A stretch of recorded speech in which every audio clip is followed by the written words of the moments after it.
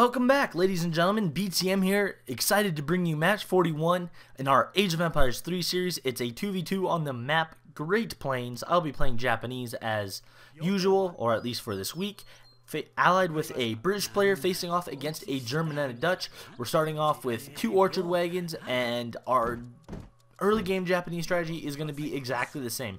And as you may have noticed, voice quality here is pretty good. I think I found the sweet spot, so let me know in the comments what you guys think as this game gets underway. Right off the bat, I am so excited to be playing on Great Plains, and the reason why I'm really excited to be playing on Great Plains is I love the amount of buffalo on the map for shrines. It is simply just an excellent map to be a shrine dependent civ on. Not necessarily excellent because the lack of berry bushes, but definitely excellent because of the usage of shrines. Besides, berry bushes are usually inconveniently placed anyway and not necessarily super useful. Now, immediately I start talking to my teammate, asking him about a plan. He kind of jokes around, says no plan. I'm like, great, that's exactly the way I like it, but in reality we're going to make a plan. Now, I've been playing Japanese a bit, and as the early game kind of unfolds normally with Japanese, I'm going to make probably 2 shrines because I can, because I'll have the wood. Maybe just 1. I'll age to the second age without any cards. It's kind of been the strategy I've been sticking to, although I might be mixing that up in later videos. But let me just go on a little bit of a rant here. I've been playing a good amount of Japanese, maybe 5-10 matches, and I've really been struggling with them, actually. I just find that their Ashigaru Musketeers and their Yumi Archer mix, I'm having difficulty at times pulling it off. I'm finding myself easily outmassed by other units because my units are so expensive, or because I'm just not used to managing shrines and other aspects of my economy, if that makes sense. So this is kind of a little bit of an interesting situation I've been in lately playing them. So I don't know, Japanese so far isn't been my favorite civ. It's just a very different play style than what I'm used to. I like being able to make tons of cheap units and overwhelm an enemy. So expensive, more valuable units hasn't been working out for me. I tried a game where I made mostly Naginata riders, and it was a disaster. Granted, my 2 teammates kind of left me stranded. It was a 3v3 on Great Lakes, but I don't know. I've been struggling with Japan lately, so that's kind of been a little bit of an interesting aspect. Walking in this game that I just said, you know what, we need to get a game out, we need to record it. Walking in this game was kind of interesting, therefore, just because, you know, Japan hasn't been going super hot for me. Anyway, I said that though because just a Japanese unit combination has been kind of a little bit of an issue for me. Obviously, Yumi and Ashigaru is the best, but I always feel like I'm really easily out-microed by cavalry, and I'm not cavalry, I believe. Sorry, I don't mean to mispronounce it. I've always been outmaneuvered though by horses. I haven't done a good job maneuvering around with horses, unfortunately, and I'm not sure why. But here I can do my favorite thing with Japanese. Watch my explorer. Poof, he's gone in a cloud of smoke. I find excuses every game to do that with my Japanese player, and maybe that's why I'm struggling. I'm spending more time having fun with the explorer rather than focusing on my early game micromanagement. Early game micromanagement with Japanese, again, something really tricky for me. I'm not sure how the shrines work in relation to villager count. I'm not sure if I should be using a consulate or a market. If you have any ideas, let me know in the comments. Like I said, Japanese is so OP. It's just one of those things I do not touch pretty much under any circumstances, really. Playing it in Rush is really like pretty much the first time I've actually played it ever in like straight up Rush. So I'm still trying to like piece together how to play it decently. I don't play it in Treaty. I don't play it really outside of a rare free for all. So it's definitely, I'm still trying to like get used to it, I guess is what I'm trying to say. Either way, though, you notice me harassing him with my explorer. Like I said, I'm just trying to keep tabs on Pink. We do know that he is German, so we're expecting lanes, so we will, of course, be massing Ashigarus, and that kind of actually scared me at the time. This was my other problem with Japanese, actually, if I can get into it really fast.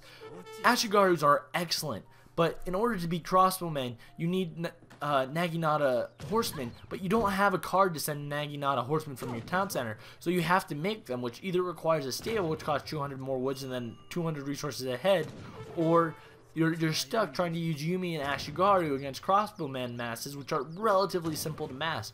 And I've been really kind of stymied just being able to balance that. It hasn't gone well. And I believe I'm going to mass Yumi Archers, just judging by my early game composition. Maybe I said Yumi Archers in the chat. I don't remember what I said, to be honest, guys. My apologies there.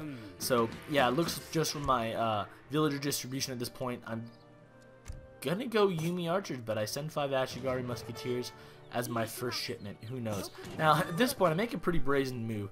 I notice his explorer's been shooting my villager on that cherry orchard this entire time, so I kind of assume, well, he's probably forgotten about it, so I'm going to brazenly walk my military rickshaw right by him and hope he doesn't notice it. And I know that's an awful, absolutely awful choice to do. It lets him know, oh, yep, I'm building my forward base over there, but I do it, and he apparently doesn't notice.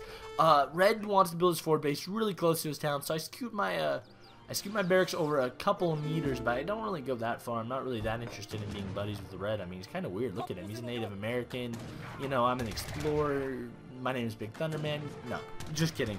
But I figured I wanted my forward base to be able to take control of a little bit of the map, at least be there close enough to kind of back up my shrines and keep him off those hunts. That was really my big priority with there. And now, so as I was saying though, I just find utilizing Naginata riders to be both crucial and having a difficult time. I'm not quite sure how to utilize a consulate in the market for Japan. Granted, as you guys know, I'm not an amazing market user to begin with, and I definitely do better with civilizations that don't require a market in their early game strategy. I like to have very few clicks per minute, guys. By the way, RPM or actions per minute, whatever they're called. And that's actually something else. Let me quickly sidetrack here is I covered the action really fast. I got 5 Yumi coming. I got 5 more Ashigaru being shipped from my home city. I got my barracks up, and I got my first shipment of 5 Yumi coming. I have 4 shrines on the map, which I sent with my second shipment. Literally all being placed in an awesome herd of buffalo. It's going to be a huge boom to my economy. It's fabulous. And I got villager production staying somewhat consistent until right now, just when I said something. Oh, look at me. There we go. In-game, on the ball. I'm going to give myself a gold star for that. I'm sorry. But there we go. Did a good job. But anyway, so Naginata riders, I'm not quite sure how to utilize all of Japanese military yet. So it's kind of a little bit of a steep and quick learning curve. I'm going to be much happier when I'm playing German next week, by the way. I noticed in the comments of the last video, everybody's like, German, German, German, German, German. And I was like, yes, awesome. I would love to play German for you guys. So German will be next week, but we're going to finish up Japan first, that's for sure. As you can see, though, we managed to pick off a villager that's obviously herding the herd back to him. And it looks like we're going to get a second villager here. Yep, we're going to get a second villager. Are we going to get a third? Do I hear a third? We're going to get some shots off on it, but I don't think we're going to be able to take it. And then they're run by some Ulanes, clearly going straight to my town center. I'm going to send some Ashigarus just kind of over to flank. Now, one benefit that I just love of shrines that is actually a great thing is they act like mini scouts on the map. You can kind of just look at the mini map and see where he's moving his units through the territories. So it's actually a very, very, very good situation to be in terms of just facing him, putting pressure on him, and having to worry about his cavalry. I believe I said that right. Can I get a thumbs up if I did? Just kidding. But seeing where his cavalry is running around, it's definitely helpful to have shrines along the perimeter of the map where there's those huge herds of buffalo. And as you can see, in response, I do move those villagers in just a little bit. I'm going to move just some of them in, and he sees that immediately. So unfortunately for him, he's aware that I'm aware of what's going on, and he's unable to do anything to stop me. And I bumped my desk there, so I'm really, my apologies if you heard it. I believe that right there, that was maybe Pink attacking me. Yep, no, yep, that was Pink attacking me with some longbows. But I noticed that Red's actually walked over quite a sizable contingent of musketeers over to my side, so I'm feeling pretty good at this point. I'm like, you know what, Red's got a lot of musketeers. That means all of Pink's army is pretty much useless at this point. No, not Pink. Teal's army is pretty much useless at this point because his Ulanes aren't going to do anything to a musketeer, Ashigaru, Yumi army. So at this point, I say we got to go for it. Let's roll, man. We're in control. And I say all that, of course, through one taunt. Then I say push, but look at him go. Look at the big army on Red over here doing a fantabulous job. And Teal marches. Teal, oh my gosh, these obscure colors are just causing me heartache. Teal marches in with some skirmishers, which are promptly dispatched. Then Pink marches in with some cavalry, if I said that correctly. I'm trying to train myself to say it the right way, which is then promptly dispatched by my Red and I's combined army. I guess I should just call us purple when we're fighting together, right? No, that's probably the worst joke you've ever heard. My apologies. Anyway, if you can't tell, I'm a little out of it right now while doing this. Kudos to me. But I'm going to keep pushing on. Managed to do an initial, really good job in those initial skirmishes just because we faced both pink and teal separately, which was kind of going to be the key to our victory here. We fought both of their armies separately with our combined army, and that really, I think, gave us a huge advantage. Teal is villagers marching with his army there. I'm not quite sure what's going on. I marched back to engage him thinking, oh man, red will be right behind me, but red pushed forward. So I sent some Ashigarus in melee mode, and then I have Yumi archers picking him off, and he's running away. So even though generally a bunch of longbowmen versus my units is an awful combination, the fact that he's running is actually doing me wonders in terms of saving me. Now he's going to keep running, and I should actually be marching my army backwards to protect myself from the lanes on the rear end. Am I? I don't know what I'm doing at this point. I'm not even making villagers. Shame on me. That's actually something I gotta work on. So, speaking of things I gotta work on, you guys will probably either be thrilled or horrified to learn that I have set up some basic hotkeys. I figured out the hotkey I'm gonna use for my barracks, for my stable, and for my artillery foundry. I'm gonna use Q for my barracks, W for my artillery W for my stable, E for my artillery foundry. 1, 2, and 3 obviously are control groupings, which will allow me to micromanage armies and units really easily. And then right above that, I shifted F1 to be my hotkey for idle villagers, and then F2 to be my hotkey for idle military, which is something I've never used before. I've never had a idle military hotkey before. So it's actually going to be really awesome, I think, in future upcoming videos as I get a little bit more accustomed to using them in terms of just being able to move around and be really reactionary, because I waste a lot of time like I just did there, finding my barracks, clicking on the musketeer symbol, getting the job done, you know what I mean? So being able to just instantly cycle through my barracks should be a huge help. That's something we're going to be seeing in upcoming videos with every civilization we play, not just Japanese. I start to burn down some houses there, but then I decide, you know what, even though it probably wouldn't be the end of the world to kind of kill pink's housing, it'd probably be a better idea to push on to teal. I always think that color's teal. Some people say light blue or baby blue or whatever. I think it's teal. I thought it would be a better idea to push on to teal. Meanwhile, I'm kind of making more men, and I'm parking them there because I want to take out their barracks here. By this point, Teal's got to know that we're pushing into his TC. He can't be holding both, so I decided that those barracks would probably be a pretty safe place to take.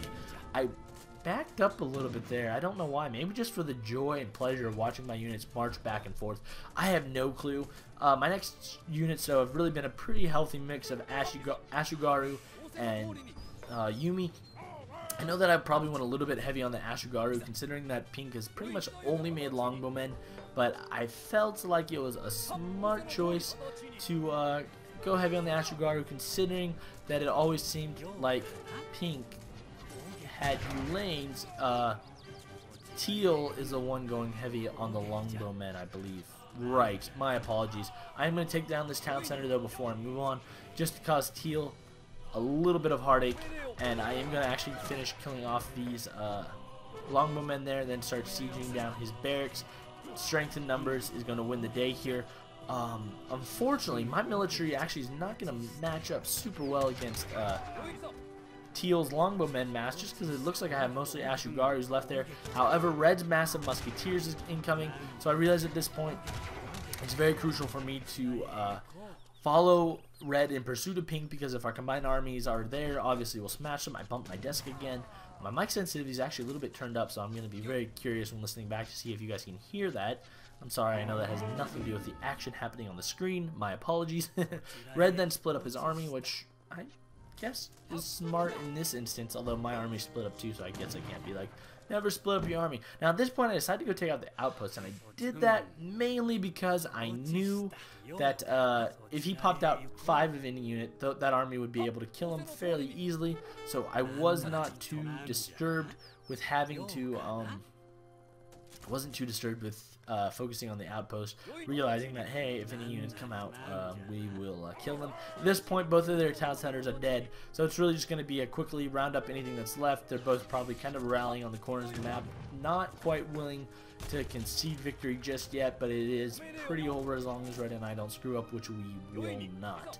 So, all that to say, it was a good little bit of a match. It was actually really a much-needed win for me. I've had a really rough go with Japanese. I've gotten beaten on water, and on land, and on ice, And fortunately, I haven't been recording. Aren't I a smart guy? I don't record when I lose. Just kidding. If I record a loss, I upload it. I generally only record when I'm feeling good, and generally when I'm feeling good about playing, I manage to win. When I'm feeling bad, I just generally hit these losing streaks where I lose 4 or 5 games in a row. So this was a game I played where I won, so hopefully we kind of live this up. As you can see, I'm just trying to pursue Pink around the map. Oh, there's a barracks right in the back of his town. Probably should have looked there before we walked by. It would make sense for him to have a barracks considering the units we saw him popping out. But all around, I think on my peripheral I see some more units coming in, and here comes Pink with actually a humongous amount of crossbowmen. Good to see that his time here hasn't been wasted. I'm going to be, though, uniting my armies up pretty soon, hopefully kind of flanking him around. There comes in Pink with some of his own units, so they're definitely kind of gearing up for a pretty big last stand. But Red's got at least a few units in the hills. I'm telling Red to come join me. And I know there's a taunt for me here, actually, by the way. And despite having played this game for 7 years, I cannot remember in that instant off the top of my head what it is. I also stopped making villagers. Shame on me. So as we're going to go fight Pink's massed units, my army's going to fight his, and he's going to turn and run, and I feel like turning and running has got to be very carefully done to be effective. In this case, yeah, I think it was pretty actually effective against me. But because Red will be coming in soon to back me up, it doesn't matter. Although at this point, it definitely looked like he was going to defeat our combined armies. So, bummer for me. I am going to decide at this point to put my Ashigaris in volley mode, which they weren't before. I'm actually going to separate them and go let Red pursue Pink, even though Red probably won't kill off Pink. And I'm going to focus on killing these settler wagons and really putting the final nail in the proverbial coffin for Pink, thus ending his resistance and winning the game. And as you can notice here, I have 8 idle villagers that are going to stay idle for the rest of the game, unfortunately. So, although the game ended right there, so that wasn't that long at all. All around a good game. I actually spent a good amount of time here actually perusing the post-game stats. I haven't played well lately, and I mean that not in terms of playing badly. I know that there's not a professional, but there's a very good level of play you can be at with hotkeys and paying attention and actions per minute and countering well and micromanaging well, and I know that I haven't reached that level of playing yet. So that's kind of been where my mind's at lately, making sure that I play this game better and focusing on it. So this game was good, but in the next game I'm super excited. I got my hotkey set up. I'm really looking to use Japan a little bit more efficiently. I'm also going to look up consulate and market. However, if you have any ideas, let me know in the comments. That'd be a humongous help. I'm going to go troll HCOM. Look for the thread I need. Trolling HCOM, though, is one of my favorite pastimes, so I'm kind of excited to spend some time doing that, I won't lie. But I'm going to work on improving Japanese a little bit before we move on to German, and just all around becoming a better player. It's fun, though, and that's the most important part. I definitely have fun playing, but for me right now, I'm not driven by the goal of being the very best. I know Age of Empires 3 is kind of a dying game, or dead game almost. I know Age of Empires 2 is actually more popular right now because of its HEV release. So I'm not like in some kind of a big like desire to by the way, notice that my villager count, I was way behind some people. I had long periods where I forgot to make villagers, which isn't good. But I'm not driven by a desire to be the best player, and so my real desire is just to be a good player and to be able to feel like I really played well each game. And I don't feel like I play well when I notice mistakes I made. So that's something I'm definitely going to work on in coming games. And notice my economic score and military score here just so far behind everybody else's. I'm not sure why. If this game had gone on without us getting military advantage, I feel like I would have been in trouble. But at the same time, I feel like my economy's always been really strong. On the bright side, though, I did a pretty good job, except for at the end and a few key moments, having few idle villagers. If you compare me to everybody else, my blue line is most definitely the lowest, and I just wanted to point that out because I was actually really fascinated by that when I was looking at the post game. I was like, wow, I really did a much better job than red, and I did a much better job than pink. I did a much better job than teal, but I found that really interesting considering my economic score was dismal. Maybe it's because I didn't do well in a market or I didn't build a consulate. I'm not sure, but we're going to get that all squared away for sure in the next coming videos. Hopefully we won't be on Great Plains or Deccan, but I don't know, guys. It's just, it seems like you go online to look for a great game on like Yukon or Great Lakes, and everybody's like, I only play on Deccan, and it's depressing, to be honest. So Hopefully we won't get a game on Deccan again or Great Plains, just because I like different maps too, but we'll see. No promises. Thank you guys so much for watching. Today's inspirational quote is going to be excellent. It is from The Art of War again. I am going to mix in some other quotes not from The Art of War, but I figured for this video, an Art of War quote would be very, very appropriate. So, as I fade away and I exit slowly from this game, let me repeat, as I fade away and I exit slowly from this game, our quote of the day is this: in war, then, let your great object be victory, not lengthy campaigns. Sun Tzu, The Art of War. Thank you guys so much for watching. Until next time, good luck, happy hunting. Please leave a like, a comment, subscribe, and we will get back to you with more. BTM out.